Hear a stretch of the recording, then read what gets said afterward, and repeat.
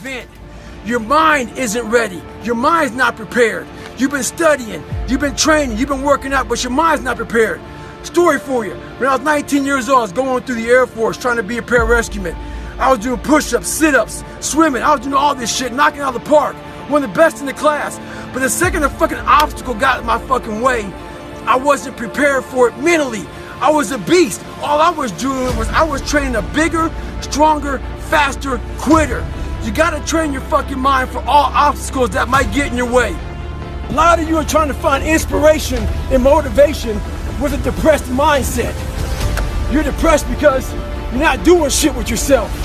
You don't find inspiration by not living in the grip of life. You need to live in the grip of life to find inspiration. Put challenges in front of yourself. When you put a challenge in front of yourself and you attack it, that's when you find inspiration.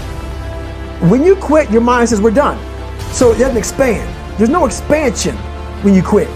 When you say, F you, this sucks, I'm drowning, I'm miserable, I'm suffering, I'm broken, but I'm not going anywhere. What happens to your mind is it does this. It says, F he's not leaving. So we gotta expand. We gotta grow. We gotta figure this fucking thing out. When you're in suffer mode and you say, I'm not gonna quit. You're forcing your brain now to operate on a level it's not used to. Try to be 10% better than you were last week. So if you're running 30 miles a week, run 33. If you're swimming 500 meters, swim 550. If some of you aren't doing shit, you're 10% just getting off the fucking couch. What separates me from a lot of people is they go into a daunting task, and the task is overwhelming. Like when I heard the pull-up record was 4,020 pull-ups, and I was talking about breaking this record, people are like, oh my God. I went right to a pen and paper. They go, what are you doing? I'm doing the math, man. What are you talking about? I'm open-minded to the fact that, okay, if I do 5 pull-ups in a minute for so many hours, I can get so many pull-ups in. How much time do I have to rest? I was breaking the math down. You have to be open-minded to the possibilities that I can do this. Once you shut your mind down to the possibility that it can be achieved, there's no way it can happen. So that's why my eyes and my body light up about things, because I know that if you're in a fight, you have to attack. You have to keep attacking. The enemy has to know he is not going to give up. You must break the soul of whatever the fuck is in front of you. Growing up, my dad did a good job of dehumanizing me. He didn't care much how I thought or how I felt. So when I saw the military uniform when I was growing up, I thought to myself, if I can get that uniform on, I would find honor in wearing the uniform. So not only did I want to be in the military, I wanted to be in special ops. But I realized to be in special ops, you gotta know how to swim. So I got a how-to book on swimming. The first page was easy, float. So I went to the pool, tried to float. I sank right down to the bottom. I realized I was negative buoyant as hell. The more I failed, the more my father's words were creeping to my mind about how I'm not good enough. All this other bullshit he said to dehumanize me. As time went on, I started realizing the more I didn't quit, the more self-respect I gained. And the power was all mine.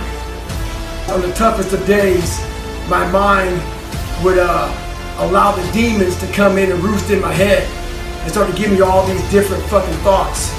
So I realized if I can find a little bit more during training, I can get over these hard times. So what I would do is, after a hard day of getting my ass kicked, I would go to the gym.